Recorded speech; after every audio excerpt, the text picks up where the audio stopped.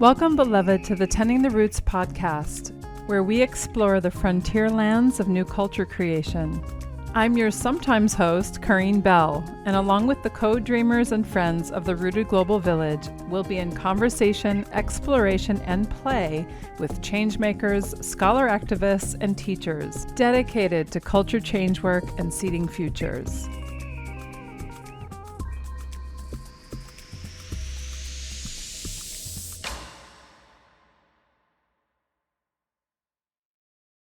Yvette, it's so good to have you join me though in conversation today. I remember the first time I saw you so clearly, but I saw you in Lenny Strobel and Jürgen Kramer's session on ancestral dream. I think it was on the dreaming workshop, and you had a presence that emanated. I mean, I think, I know there are a lot of critiques we could make about meeting on Zoom in the virtual spaces that we have been meeting in for the past few years now. And even still, I swear I could feel your vibration through the screen. It was so powerful, and in your smile. And you've been with us now for a couple of years. I'm wondering, first of all, Yvette, I'd love to invite you to say anything about yourself and what your special contribution to the world, what that is that you would like to share. Oh, thank you so much for asking me. This is such a tough place to start, because really I want to start with you. You know, I want to start with you, right? Just like you want to start with me, I want to start with you. Yeah, I prayed for years. Me and my partner, we prayed for years to find a community that was intentional, folks who were coming together to really be in the process of unpacking and living into liberation together, right?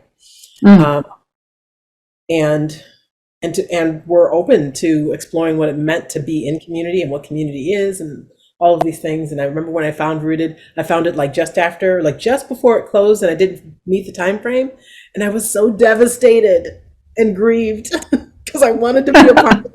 Wait now. I just had to wait. It was perfect, actually, because it just helped me to be back in relationship with my own desires. It was for stepping into this space, and more spaces were offered, but ultimately what I ended up doing was waiting to the actual day and then signing up and logging on and feeling like I had landed somewhere that felt right. And I just stayed curious about what could unfold. But the intentionality of every email that I read, I was just like, I could feel the exploration, the thoughtfulness, the care, the wonder. And wonder is my favorite word. I wonder. I needed to find my wondering folks. Where are my wondering people? Who are the people in the possibility world and the exploration of wonder? I have to just name that I'm really grateful for Rooted as a place to explore this. Because the pandemic meant that lots of people were jumping into this space, right, and trying to find ways to kind of make this happen, and not all of it was successful. So thank you for that. All right, and the thing. There are many things that I really enjoy, but one of the things I love doing is holding space. I've been called a transition DJ, basically. So when folks are making transitions in any form and type, I land in and support them in making that transition happen. So like a transition doula, and bringing listening to what needs to happen for whatever's next. So I offer divine guidance readings. I do readings for people. That's a beautiful activation that started in 2016, and it's just evolved as my relationship with my ancestors has evolved, and my relationship with my guides has evolved. My listening, I call it layered listening. The where I listen from and how that evolves, that's been wonderful. So that's another offering.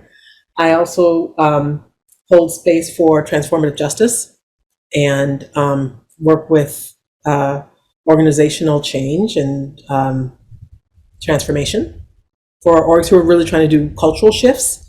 So I tend to do more what I would call not contract work, but more covenant work. So we dive into a context of building the relationships that it takes to evolve the collective, and have the systems begin to shift and change. So we're working on several levels as we work within organizations to have that happen. And I have collaborators that I partner with that I adore. And yeah, those are some of the things that I do. The way you described what you do, though, I mean, I love it when you get to actually speak with someone and not just read a bio, because it just comes through in a much deeper way. But I love this idea of a transition doula. I mean, I could almost imagine that as being kind of like the foundation for all of the rest of it, right? Because you're really looking at processes of change and transition. That's so powerful. Thank you for sharing that, first of all. And it's so interesting that you say that, because I think it makes sense to me why you love the word wonder as much as you do. Yeah, yeah. And maybe why you feel comfortable in a space like Rooted, because, and I'm so curious to know maybe more about how those intersect, because you mentioned that you stepped into the space and you felt that you really landed somewhere, right? And you spoke about the intentionality and the things that came through in the communications. And what's so interesting to me is that, I know that a lot of what we're trying to do, what I think that sounds like what you're trying to help usher people through is, how do we stay in that emergent space of the in between, right? Of like, as Arturo Escobar says, the no longer and the not yet worlds to come. It's that space in between that a lot of people are so very uncomfortable with. So what does it mean to actually do that also with other people, all the while building relationship? I think that Rooted is not necessarily a space for everyone.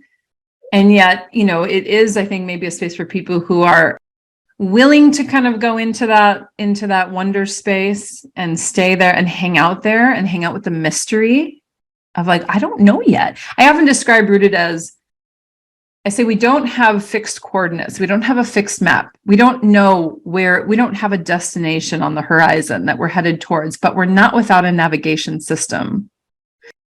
And, I think it's one of the things I value most about Rooted is the way that Rooted dances with the unknown, and there's a variety of ways in which you've chosen to engage and be in that dance. And for me, it has felt a little bit, it feels more like home in that sense, because another thing, there's things I've done in the past that I think are relevant to who I am now.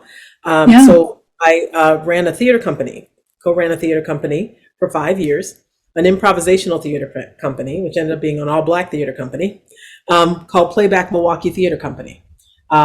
My partner, James, was the director, and I was the connector of that theater company back in Milwaukee, Wisconsin, which is where I'm from.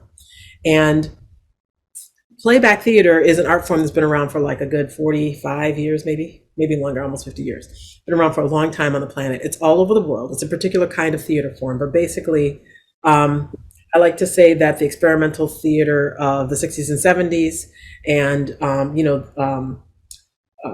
psychodrama, which is people making changes through their lives by having people play certain portions at particular points. So I feel like those two things came together, had a baby, and it's playback.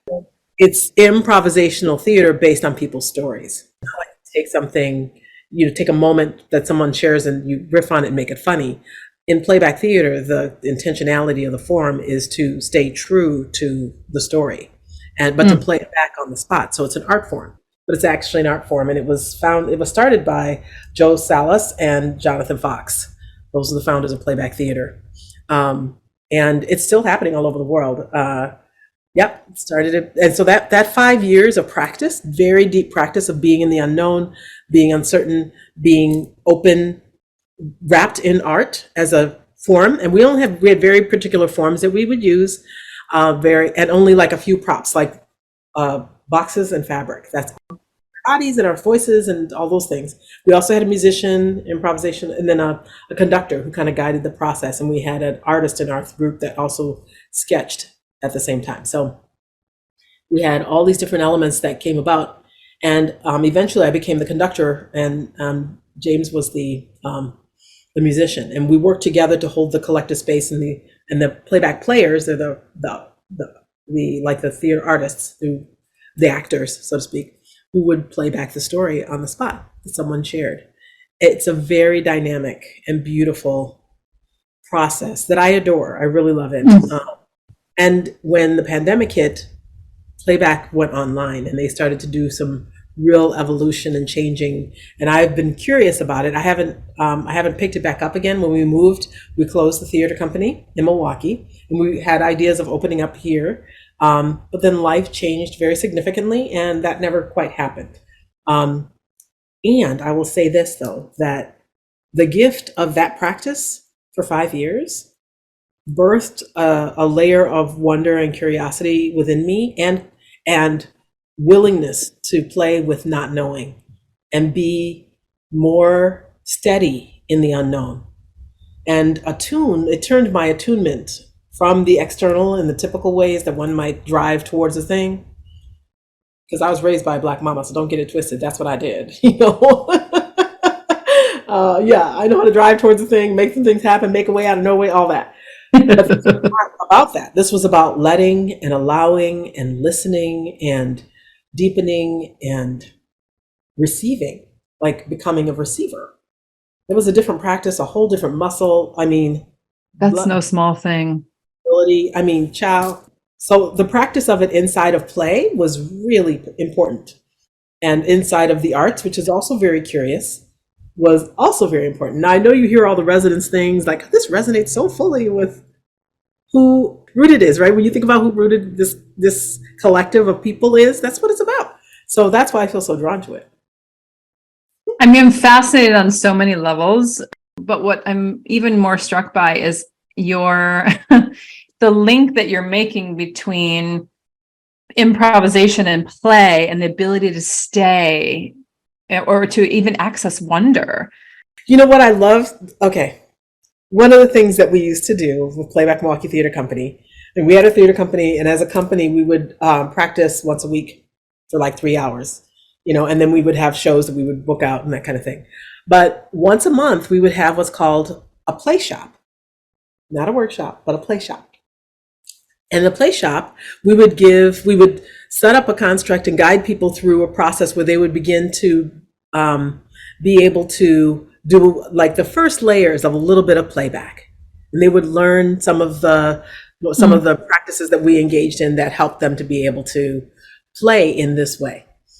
And, you know, there are all different kinds of theater games that we'd weave together and engage with the community. Anyone could come who was interested. We worked with all kinds of folks.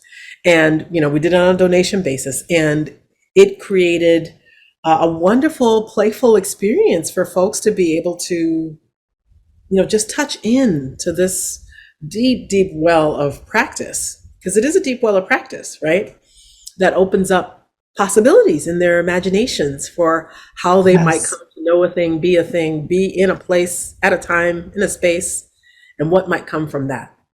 And that Yvette, I think a lot about like what brings people like you and others into a space like this. Like, what is the thing that we're drawn to? Like, I think one way we talk about it's like, what's the heart song? And I think you alluded to it before, you mentioned it before, that there are little ways like throughout the month that we weave in these opportunities to kind of, well, play in the unknown and maybe to access a level of experience that isn't always accessible to us when we're moving from the habituated, right? Like, especially when we're contending, as you know, right? We're contending with the momentum of hundreds of years acting on us. You know, I've often talked about it as, you know, contending with these kind of multidimensional layers of wounds in relationship. Yeah. And we're trying to find each other again in relationship, but we're contending with a lot of, you know, very imposed structures that have created barriers and divisions between people and the more than human world. And so much of it seems to be about that disruption, the disruption of what has become habituated. And in the space of that disruption becomes the possibility. Yes, exactly.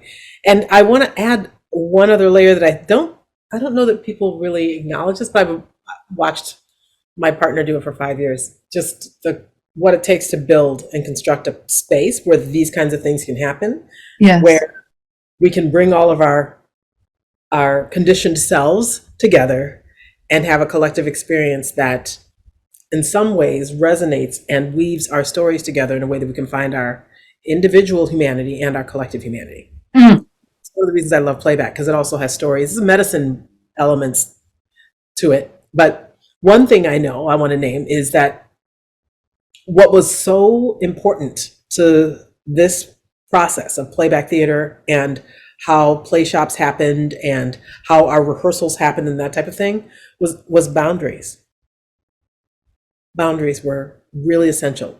So when we evolved to the place, we started off just kind of playing with it, right? And then we evolved into it. Somebody asked us to do to bring it to their class, and we're like, okay, we'll do some. And then it just evolved into a company. Wow. And so still in every aspect of it, I found that the boundaries were very critical to what was evolving and how we were structuring what was happening. So the boundaries created a container for safety and for play. Yes. And for Yes. possibility.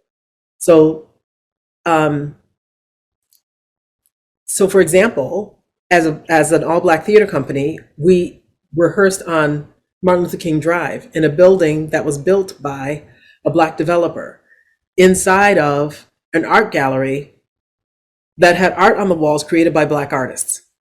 That was our context in which we began to play. So we had Shango on the wall, and we had Oshun on the wall. You see, we had wooden chairs that were carved from Nigeria. I mean, so we had all kinds of things surrounding us that were then helping to anchor us ancestrally in the work that we were doing, and didn't even think about that. But that's part of what was holding us. Yeah. So, the land is a partner in this. And, this is on hindsight, we were just like doing the thing, right? We were just doing the thing. But that was the place that we practiced. We practiced inside of a very safe container, and then brought other, processes and plays and boundaries that allow us to begin to be guided in a beautiful, playful way. Something that you said just makes me think of how we are constantly in that dance. We're constantly in that dance between having those containers of relative safety where people can come and be resourced, and then also when do we feel resourced enough to take a risk and to enter brave space? Right, because to do improv, it takes tremendous bravery. Yes. A very, very vulnerable space. Yes. Conditioning absolutely shows up. So permission to be in exploration and play with the things that are always showing up is, you have to get permission, and you also are, I remember one point when I was facilitating a playback theater show, and the show was located inside of a coffee shop. So the barista's doing the thing, and there's like loudness, and there's no container, but people are still sharing stories that are deep in their hearts, meaningful experiences. And we had just played back a story that was profoundly shared by an Indigenous person, and that was the first story of the night. And so when they went to sit down after this incredibly beautiful offering, nobody wanted to share their story. People were like, I could hear it in the unsaid, nowhere near as magical as that was. No way, So I remember having to say to folks and just to the audience, here's the invitation. All stories are welcome here. Your stories are welcome here. It doesn't have to look like that story. It can look just like your story, as long as in your heart it's meaningful to you. So then I gave them an opportunity to turn to a person next to them and said, if you were going to share a story tonight, and you don't have to, but if you were going to share a story tonight, what story might you tell?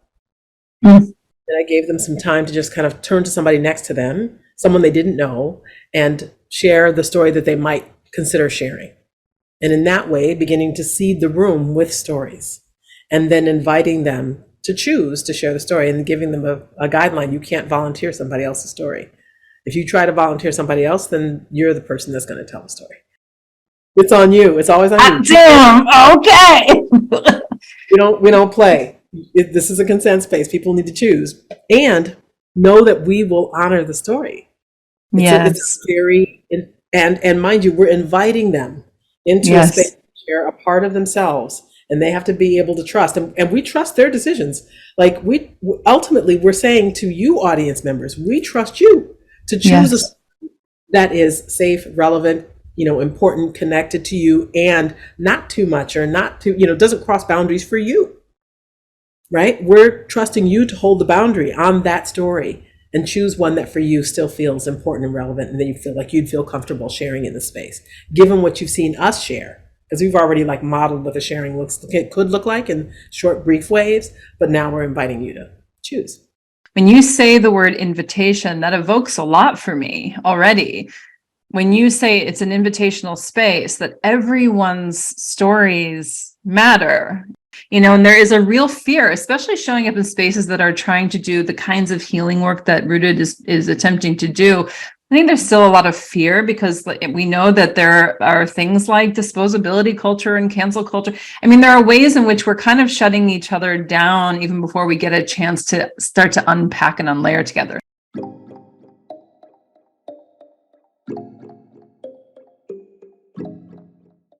In that term invitation, I'm hearing the possibility of making mistakes and the possibility of being lovingly called in.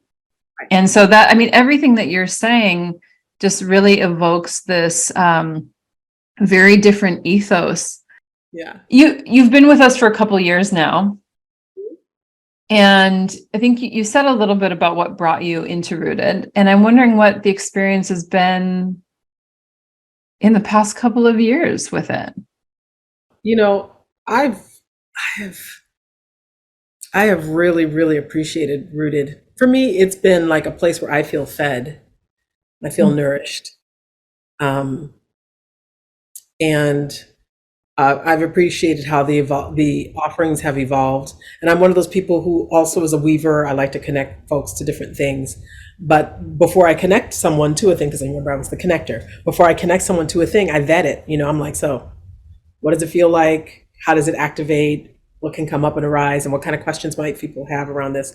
How is it right? How is it really supporting me in my life? How am I being activated? So these are the questions I was asking myself. And for me, there were lots of ways in which I found my experience of Rooted ended up being immediately applicable in my life, showing up right here, right now. So for example, when I participated in the collective poem writing that was led by Alexis Garcia, this beautiful, phenomenal collective poetry writing. I mean, my voice just went, la, it came to me. It just so much came through that. And in that sharing, my sister was here and my son was here. And so this beautiful activation happened for our sharing. So we started creating together. And then a rainbow showed up outside. And so we all went out and looking at the rainbow and taking pictures of the rainbow. I'm like, these rainbow are indications of more of the magic that's supposed to be happening. It's all happening. Yay! So for me, I just feel affirmed. And mind you, I'm making the connections inside of myself and I'm deeming that relevant, and I don't need it to be affirmed by anybody outside. But when, a week later, my son is writing poetry and my sister's writing poetry, and, we're kind of sharing a little bit with each other, it just feels, it feels like a gift that I've taken into myself. And I've also then nurtured it and allowed myself to share it. That is what cultivates a sense of home for me. It's not always the physical things. It's the intangible, the maybe not visible, but the elements that I can sense in my body, my somatic experience. That has been really useful to me. And more recently, I'd say in the second year, what started to happen is I've been able to cultivate relationships. I know you started to create these pods, which I thought were really super cute. Like, that's a great idea. And I was like, yeah, I can't do that. But what I realized is it was already happening for me. Like, there were people inside Rooted that I was already starting to connect with outside of Rooted, out of just curiosity, wondering evolution. And what you did was you created a context in which that could happen. But for me, it was already happening organically. And we're continuing with various practices that we've learned in Rooted. And then we talk about and process Rooted experiences. And so for me, it's doing the mycelial network thing. It's doing its thing. It's doing what it's supposed to do. Like, and I know that, like, sometimes you don't hear the places where that's happening or unfolding or anything like that. You just know that you're doing what you feel called and led to do, and that is part of the medicine. That's part of the reason the way that it does, because you're not trying to pull it back into some form or shape, or you're not trying to do that. You're just being present with the generative energy that is available for folks. So sometimes what I know I do is I let folks know you're landing, you're not crazy, it's happening, unfolding. Don't worry about it. Just keep doing what you're doing. It's working. Over the years, a few people would sometimes reach out just to let me know what was happening in their local communities based on something that was happening in Rooted that they had experienced, and they were bringing to, like, local groups or into their practice, into their relationships. But I thought that was one of the most inspirational things I had heard. I guess I'm always kind of sitting with this question around how I don't think it's possible to, like, compartmentalize anything that we do in Rooted from life. Occasionally I'll have the question, is what we're doing having an impact? There are crises in our world, social, climate, and they do call for a more urgent response. And so I'm sometimes sitting with the question, well, what is it that we're doing? I need to be with that again and again, just to remember the value in the slow cultivation. The work of culture change is not something that happens overnight, is it? No, it's like land. It takes its time. And it has surprises, and there's just stuff that you need to be with along the way, and then there's stuff you got to learn in the process along the way. There's just so much in the cultivation process. So you're just in the process. See, you're also process people. Yes, that's true. And you're process people. There were many other things, but these were two things that I thought were really relevant. I need to be more engaged with people who are about process, not just about outcomes. There are people who are oriented to goals and outcomes and objectives and that kind of thing. And I'm like, yeah, that I need process people. Yes. Okay with being in the process and not knowing, who have value for not knowing, who are actually in the practice of cultivating the skill of not knowing, because we're socialized away from that. That's right. There are some cultures that do have deeper practices. I wanted to be in community with people who have capacity to dream and who value the dreaming, and were cultivating relationships with dream spirits and could access those spaces and places, and that centered that, because this world doesn't do that. And I feel like sometimes the 3D world in the waking sense is way overrated. It's just overrated. And we put so much attention on it. And attention is it's the most valuable thing we have as human beings. It's the most valuable thing. Why do you think there's so much competition for it right now? So the value, so there's value of our attention, and then there's quality of attention, right? And the practice of developing quality attention. Yes. And to me, that's part of the space that happens in Rooted. I get to do deeper dives of practices into honing the quality of my attention, and be intentional about what I'm giving my energy to, right? So, and that's important because the more we, especially in this move through the pandemic process, which we're still in, there is so much vying for our attention, just basic attention, so much vying for it, that the more thoughtful we are, the more rooted we are in our values about what we give our attention to and what we choose not to, the more we will cultivate this land and our relationship to the world, the earth, the ethers, the energetic stars, the remembrance of those spaces. And so for me, there is a way in which the information is more inwardly attuned, just so I can notice, because most of what capitalism does is it takes us off of our awareness of our bodies and has our give our energy and attention over to it so we can make more money off of that. And so as we turn inward and become more attuned to our bodies, then we have, which I think rooted does by being intentional, and it's intentional in the formation process. So all how things are formed is what you have as output. However you're being in the process of what it is you're cultivating, that's what you're going to get as a result. So the thing we need to attune to is who we're being with each other right now. Yes. Of whatever it is we're bringing about. And if we're laughing, if we're enjoying each other, if we're being healthy, we're being responsive to the things that are arising, if we are being caring, if we're being thoughtful, then that's what we're going to have as an output. That's what's going to happen no matter what we do. And that awareness for me came through my 5 years of practice with Playback Milwaukee Theatre Company and being the conductor. And the conductor, I love this, that the conductor role that I see is really like the conductor, like Harriet Tubman in the Underground Railroad, right? Following the stars as a way of navigating through this hostile environment that we're in, right? That's what we're in.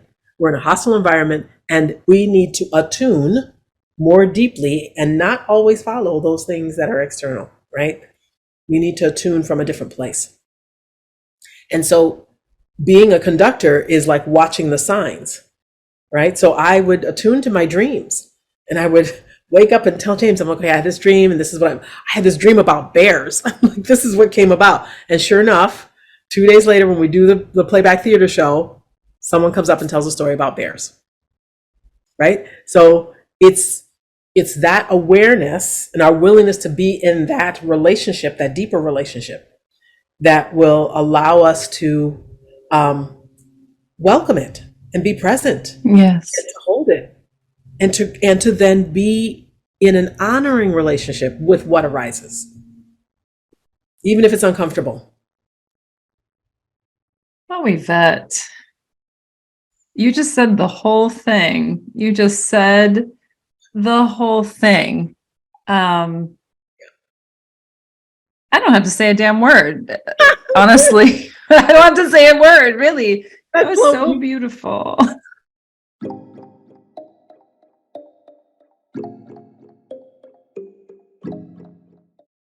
There was a time, I think it was early last year, and there were two people who were supposed to join us for a workshop, and they both had experienced loss right before it happened. And in the back end, we were all kind of like, well, what should we do? And, should we, we were just playing with all these different ideas of what to do. And I think it was Weena who asked the question, how does the decision we take move from our ethos? That was it. I was like, oh, thank you for that reminder. We're going to pause. We're going to pause, and we're going to allow this to be a time for us to acknowledge what maybe needs to happen in the wake of loss and the grief and the period of grief. Let's honor that by not just trying to fill it with something else. And we just pause here. And we don't move from a scarcity place that says if we don't provide the thing, then the people are going to maybe leave. And that was, of course, as the person kind of responsible for holding rooted, there was a little piece of that in there for me. I was like, I got something. I got to, I have to make sure we have something here. And yet everything in my heart wanted to say, no, let's not do that thing. Let's not do that thing. Right. Let's just not do it. Now you did the third P, and it took a while for that one to show up. I was so grateful. My favorite word is pause. Pause. Pause. Yeah. Yeah. Y'all did. Y'all paused. Oh my God. Can't tell you how I breathed when I heard Mm, that. mm. Um, because, pause is that suspension that allows us to be present. That's what the pause is. And so you already were process people, you're already cultivating lots of different possibilities, and now you're adding in a pause so now there's space for grief. Yes, I am absolutely in the right place. This is my jam right now. Because to me, grief is so potent. Grief is, I think, the gift and the invitation for us to re attune to our values for life. Death and life, they go together, right? They're friends, right? They're in this dance together. When grief is far off to the side, then we can't value life as fully. When grief is close, death came close with the pandemic, right? Grief is the invitation to become more present to who am I now in this, in the space of this loss, in the space of this change. Who am I now? Yes. The identity formation process that we're all engaging in, and we even forget to bring the tools that we've gone through before to our I identity. know. And we can't do it if we haven't paused. Yes. Grief is also like a composter. And it is it's yes. Why so much of our grief brings us right down to the earth, because the earth is the partner in composting that energy. Yes. That's right. Yes, absolutely. Yes. Oh, Yvette, I feel like you are just a font of wisdom, and I can't say how grateful I am that you are enrooted and that your presence is so felt. You're one of the people that I feel so much of the time, even when you're not there. Just thank you for being with us. Okay. You're welcome. Is there anything, Yvette, that you would like to share before we go? Well, I know there's going to be more coming on the horizon. I was just invited to be a part of the Wisdom Circle for Acorn Center for Healing and Restoration. Wow.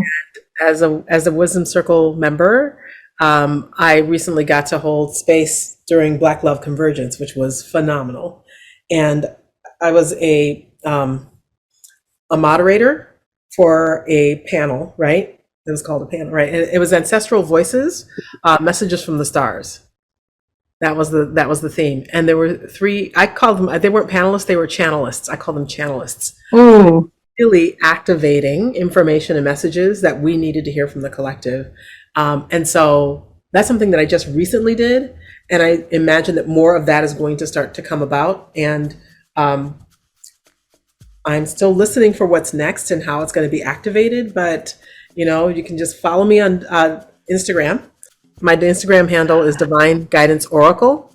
My website is YvetteMurrell.com. Wonderful. Well, we'll be sure to share that too. Thank you so much, Yvette. I really appreciate your time today. It was so good to be with you. You're welcome. It was wonderful to be with you too. Thank you, Corinne. I really appreciate everything you're doing. Thank you for joining us today. We don't take for granted what it means to dedicate your time and energy to us, so thank you for listening. And if you're curious to learn more about what we get up to in Rooted, check out rootedglobalvillage.com or follow us on Instagram at tending.the.roots. Be well.